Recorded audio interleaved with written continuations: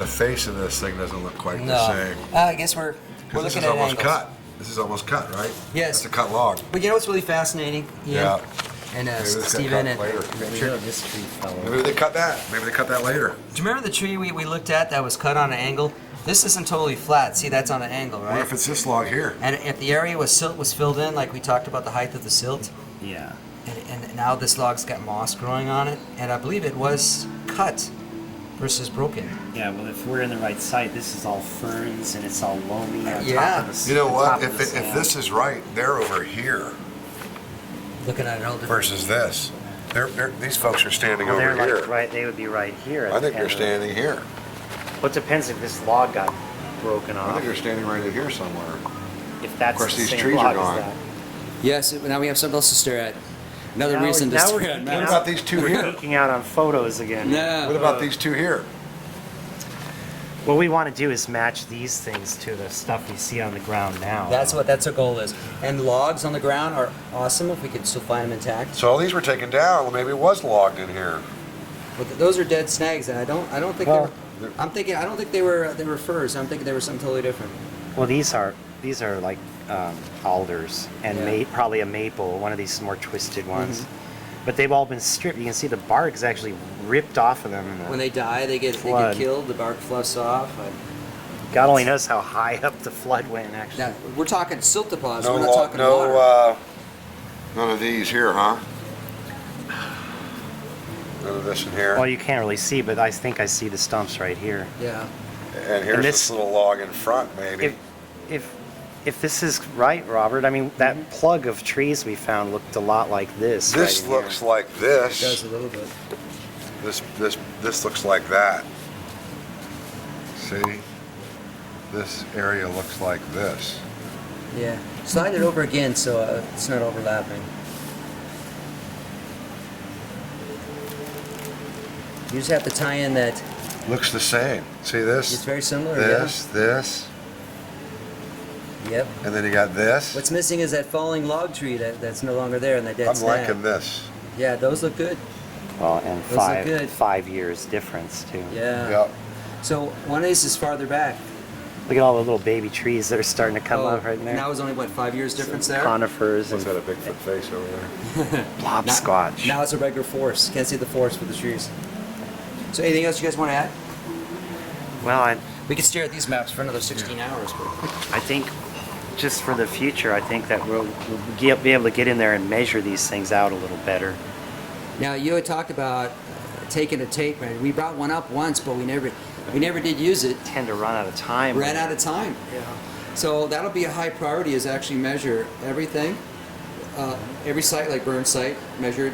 We'll put the point of viewing up the side of the hill if that measurement makes sense. And then we'll look at, I like to grid out some of these site sizes and just use basic gridding, north-south directional, east-west. Find out what logs are there, make a note, see if we can match them with the aerial, with the logs laying on the ground, that'd be helpful.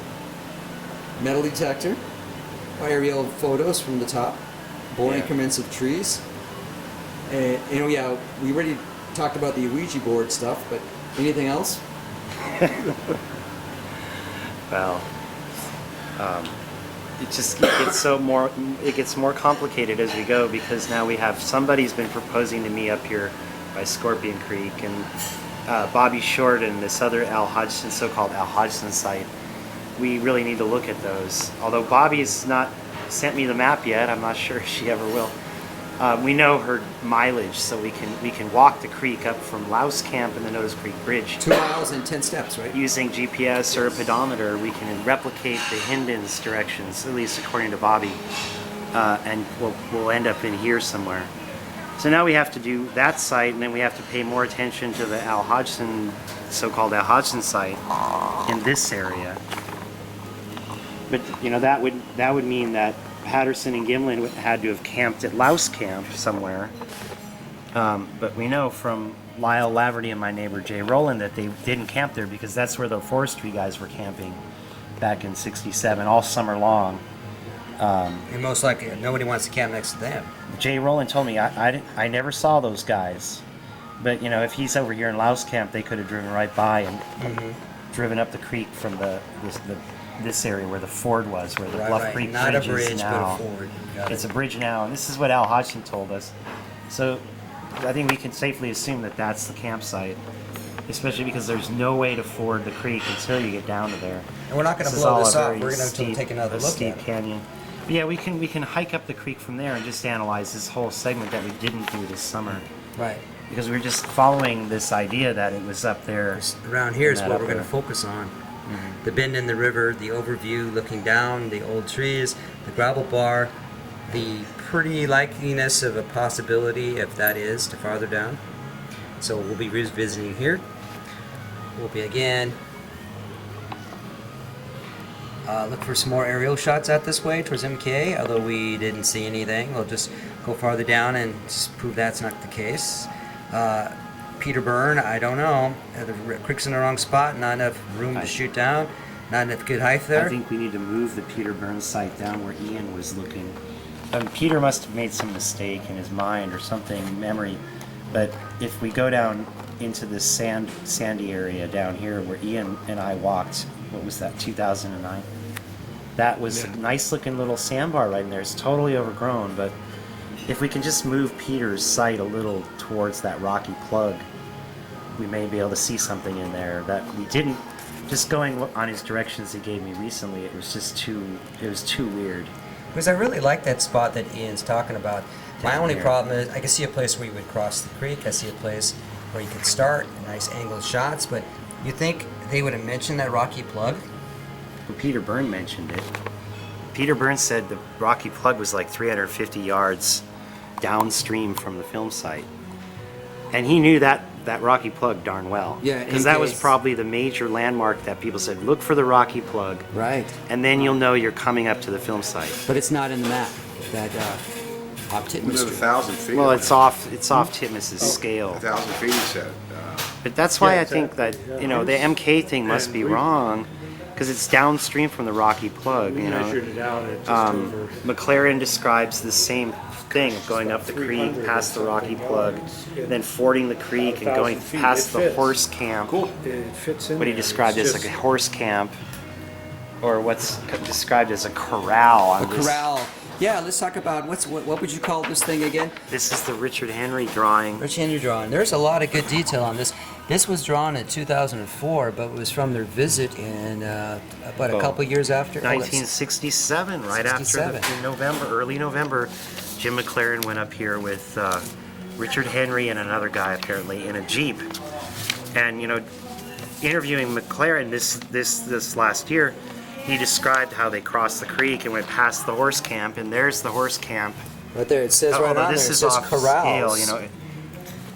Apparently, this is not exact. It says corral, and there's just steep Distance slope. from the corral to 100 to 200 yards. So that's downstream, right about where the bat box is. Right. He We looked just at drew this- it in there for scale, and then he's got this like steep descent down into the creek bed. Steep line, it says. Steep line. I think that's the side of the hill. I Yeah. don't think that's this descent. Well, that's the road where the road Looks like is. a road. That's where he's describing the road, and they parked here. Right where it says we parked here. And that's the road that Titmus, old road paralleling creek. That's, we shot that. That's pretty congruous with the on-the-ground descriptions of the general consensus site. So you let's know. take this thing. That's a We have it drawing now. by Bob Titmus and lay it next to this one here. Do you see any similarities? Well, this is kind of strange. We don't know the scales. Right. There's no directional marker. This says northerly, but that's pretty inexact. And there's looking at both of them from up top. You can see where the road is. Go ahead and point to the road in both those shots. Well, here's the old road, Here's the parallel road. on the. Good. So we have a parallel road. And there's the trail. Go ahead and point to the trail the creature allegedly walks. Stephen, go ahead and do yours Well, too. here the pathway going They're this just like way. that. And, it- Titmus describes this added on later. and then it's hard to see on my right the edge of the bluff where the bluff is, but I can see it on the map on my left where it distinctly says the bluff. And there's no rocky plug mentioned, just a root ball, which has been another frustration for us. Is Was it a log like this, or was it just a big old root ball? Because we ran into a few of these all over the place, of great size in some locations. Tree root system was probably logged off in 65, 66. Leaving the root ball itself? Leaving the root ball. But there's nothing on this map. Where does he say here that there's a root ball? Well, he might just not have noted There's it. no landmarks here. Like GIMLIN, he marks the big bend and the root balls and then the sighting. So, A root ball would not necessarily be something a guy would put down there Maybe not. as a secondary visitor, perhaps. It's just that's on this map. I thought it would be crucial to transfer that to the other map. But that is a landmark, evidently, on this one. The road's on there. Well, why was this map created? Yeah, what's the story on this one here?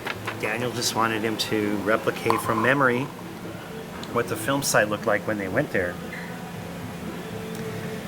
And the most interesting thing is how they could drive right down to the film site on that old creek road. But Tom Yamarone apparently learned from John Green that in '68, when they went up there, this road was not useful anymore for going up. In 1968. Yeah, apparently the road was obstructed somewhere downstream, so they had to hike up from there to the film site. When he went there, the second time McLaren went with John Green, the next summer after the film was shot.